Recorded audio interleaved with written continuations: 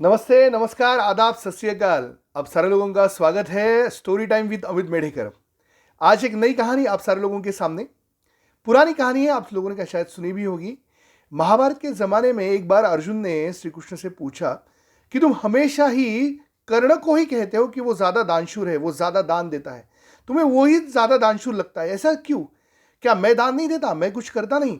मैं किसी को कुछ नहीं देता? ये सुनते हुए कृष्ण ने थोड़े से हंस के कहा, चलो देख लेते हैं। और फिर उन्होंने वहीं पे दो बड़े माउंटेन तैयार कर दे।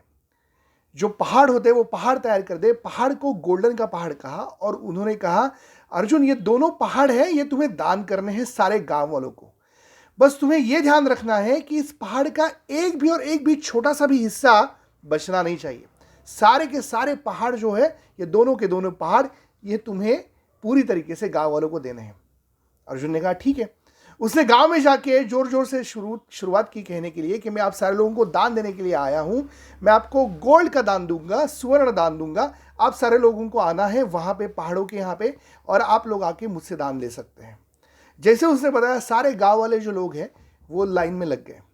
2 दिन पूरी तरीके से अर्जुन वो पहाड़ का जो सोना था वो देता रहा, देता रहा, देता रहा, देता रहा।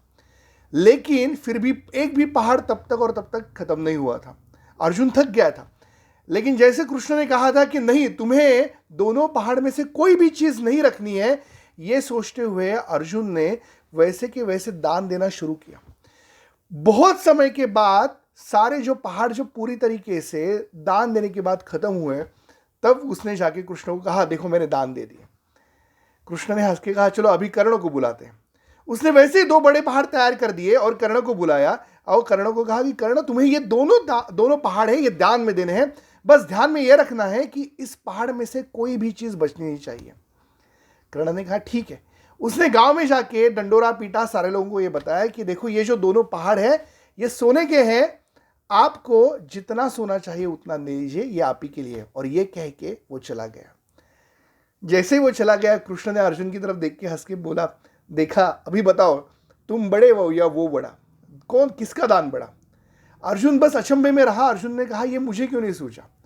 उसने कृष्ण को पूछा कि कर्ण ने ऐसा क्यों किया और कर्ण ने ऐसा करने के पीछे क्या रीजन था, क्या कारण था?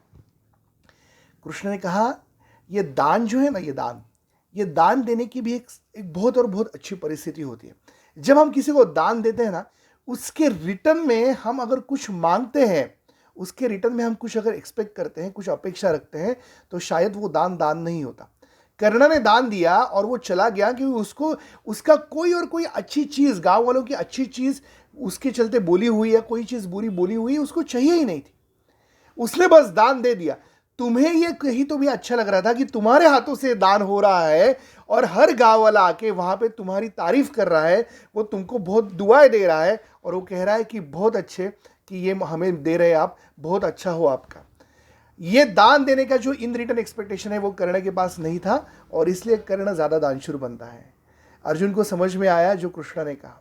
ये छोटी सी कहानी हमें ये जरूर बताती है कि जब हम कोई भी चीज किसी को भी देते हैं, उस चीज के चलते हम अगर रिटर्न में कुछ मांगते हैं या कुछ एक्सपेक्ट करते हैं, बिना बोले भी अगर हम कोई अपेक्षा रखते हैं, तो शायद वो दान जो है वो दान नहीं है, वो एक व्यवहार बन जाता है।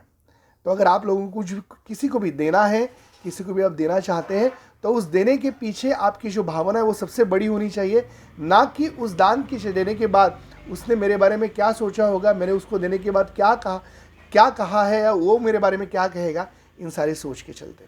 अगर आपको ये कहानी पसंद आए तो हमें ज़रूर बताइए।